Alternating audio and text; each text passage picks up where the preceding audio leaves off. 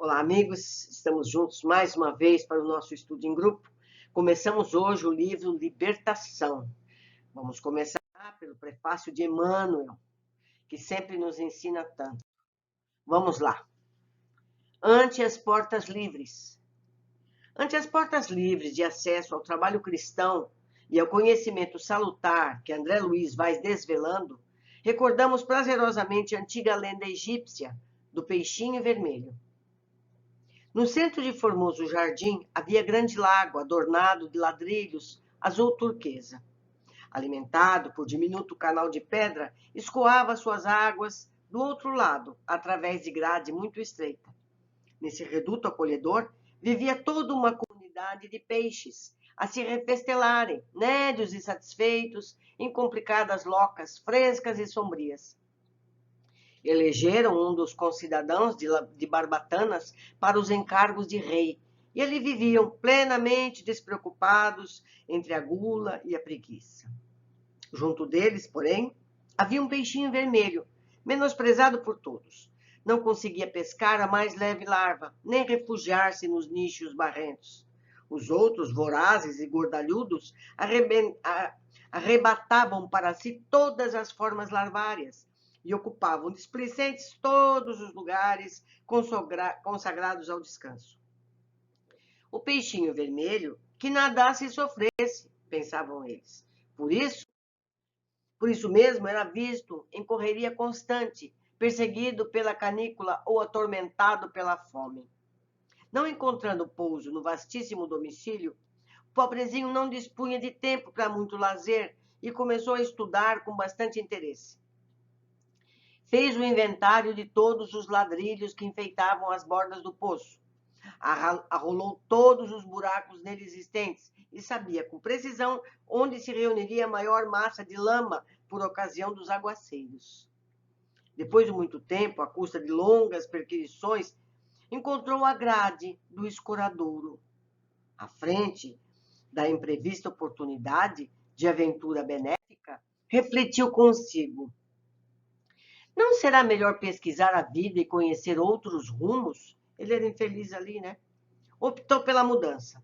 Apesar de magérrimo, pela abstenção completa de qualquer conforto, perdeu várias escamas com grande sofrimento, a fim de atravessar a passagem estreitíssima. Pronunciando votos renovadores, avançou otimista pelo rego d'água, encantado com as novas paisagens, rica de flores e sol que o defrontavam, e seguiu embriagado de esperança.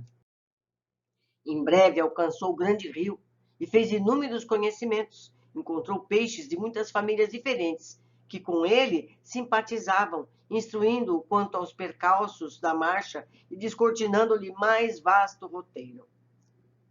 Embevecido, contemplou nas margens homens e animais, embarcações, pontes, palácios, veículos, cabanas e árvores. Habituado com o pouco, vivia com extrema simplicidade, jamais perdendo a leveza e agilidade naturais.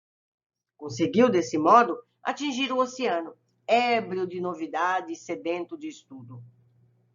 De início, porém, fascinado pela paixão de observar, aproximou-se de uma baleia, para quem toda a água do lago em que vivera não seria mais que diminuta ração. Impressionado com o espetáculo, abeirou-se dela mais do que devia e foi tragado com os elementos que lhe constituíam a primeira refeição diária. Em apuros, o peixinho aflito orou ao Deus dos peixes, rogando proteção no bojo do monstro, e não obstante as trevas em que pedia salvamento, sua prece foi ouvida, porque o valente cetáceo começou a soluçar e o vomitou, restituindo às correntes marinhas. O pequeno viajante, agradecido e feliz, procurou companhias simpáticas e aprendeu a evitar os perigos e tentações. Plenamente transformado em suas concepções de mundo, passou a reparar as infinitas riquezas da vida. Encontrou plantas luminosas, animais estranhos, estrelas móveis, flores diferentes no seio das águas. Sobretudo, descobriu a existência de muitos peixinhos, estudiosos, delgados, quanto ele, junto dos quais se sentia maravilhosamente feliz. Vivia agora sorridente e calmo, no palácio de coral que elegera com centenas de amigos para a residência ditosa. Quando, ao se referir ao seu começo laborioso, veio a saber que somente no mar as criaturas aquáticas dispunham de mais sólida garantia, de vez que, quando o estio se fizesse mais arrasador, as águas de outra altitude continuariam a correr para o oceano.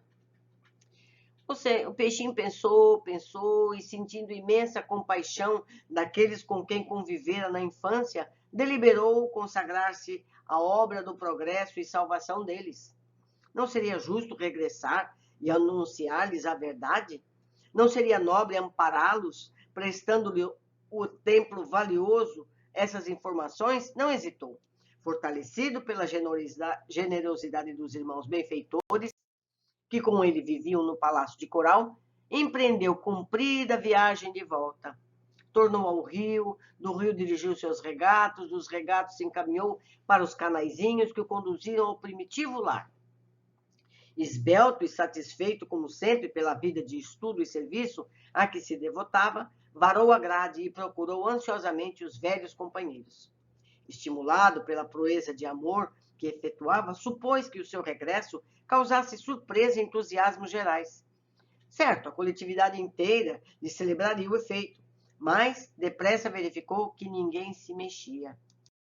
Todos os peixes continuavam, pesados e ociosos, repimpados nos mesmos ninhos lodacentos, protegidos pelas flores de lótus, de onde saíam apenas para disputar larvas, moscas ou minhocas desprezíveis.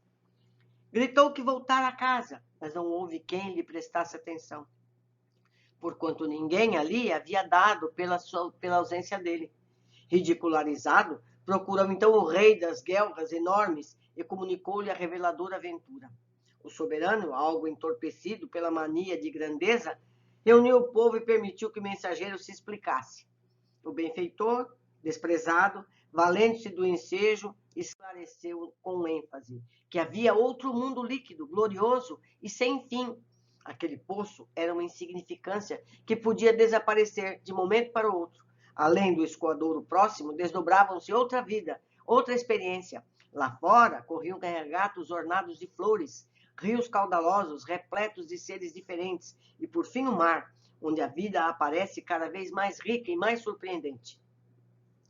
Descreveu o serviço de tainhas e salmões, de trutas e esqualos, deu notícia do peixe-lua, do peixe-coelho, do galo do mar, contou que vira o céu repleto de astros sublimes e que descobria árvores gigantescas, barcos imensos, cidades praieiras, monstros temíveis, jardins submersos, estrela do oceano, e ofereceu-se para conduzi-los ao Palácio de Coral, onde viveriam todos prósperos e tranquilos.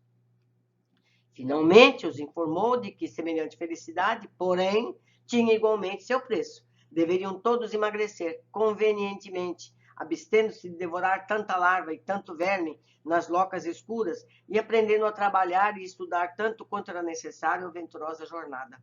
Assim que terminou, gargalhadas estridentes coaram a preleção. Ninguém acreditou nele. Alguns oradores tomavam a palavra e afirmavam solenes que o peixinho vermelho delirava, que outra vida além do poço era francamente impossível, que aquela história de riachos, oceanos, rios era mera fantasia do cérebro demente de algum que chegara a declarar que falava em nome de Deus dos peixes, que trazia os olhos voltados para eles unicamente. O soberano da comunidade, para melhor ironizar o peixinho, dirigiu-se em companhia dele até a grade de escoamento e, tentando de longe a travessia, exclamou borbulhante: "Não vês que não cabe aqui nenhuma só de minhas barbatanas? Grande tolo, vai-te daqui, não nos perturbes o bem-estar. Nosso lago é o centro do universo. Ninguém possui vida igual à nossa." A gente já ouviu esse ditado, né? Expulso a golpes de sarcasmo, o peixinho realizou a viagem de retorno, instalou-se em definitivo no Palácio de Coral, aguardando o tempo. Depois de alguns anos, apareceu pavorosa e devastadora seca. As águas desceram de nível, e o poço onde viviam os peixinhos pachorrentos e vaidosos esvaziou-se, compelindo a comunidade inteira a perecer atolada na lama. O esforço de André Luiz, buscando acender a luz nas trevas, é semelhante à missão do peixinho vermelho. Quantos a gente não escuta ridicularizar do mundo espiritual, não é verdade? Encantado com as descobertas do caminho infinito, realizadas depois de muitos conflitos no sofrimento, volve aos recônditos da crosta terrestre, anunciando aos antigos companheiros que, além dos cubículos em que se movimentavam, resplandece outra vida, mais intensa, mais bela, exigindo, porém, acurado aprimoramento individual para a travessia da estreita passagem de acesso às claridades da sublimação. Fala, informa, prepara, esclarece. Há, contudo, muitos peixes humanos que sorriem e passam entre a mordacidade e a indiferença, procurando locas passageiras ou pleiteando larvas temporárias. Esperam um paraíso gratuito, com milagrosos deslumbramentos depois da morte do corpo. Mas, sem André Luiz e sem nós, humildes servidores de boa vontade, para todos os caminheiros da vida humana, pronunciou o pastor divino as indeléveis palavras: a cada um será dado segundo as suas obras. Não é? Pedro Leopoldo, 22 de fevereiro de 1949. Gente, olha quanto tempo. Essas obras estão aí disponíveis para quem quiser. Mas a maioria de nós são aqueles peixes gorduchos que ficam lá naquela lama, não é verdade? Precisamos estudar, precisamos praticar, precisamos exercer esses conhecimentos em nossas vidas para que a gente possa finalmente viver num mundo melhor, mesmo que seja aqui na Terra, no plano denso, mas sendo mais fraternos com os outros, não é verdade? Quem nós somos? Não é? Com quem nos identificamos? Com o peixinho que pesquisou o mundo e descobriu tanto, ou com os acomodados do passado? Que fique essa ideia para vocês pensarem. Agora vamos à introdução do livro propriamente dito, que vamos começar hoje. Esse livro da série André Luiz vai nos apresentar as colônias espirituais abismais.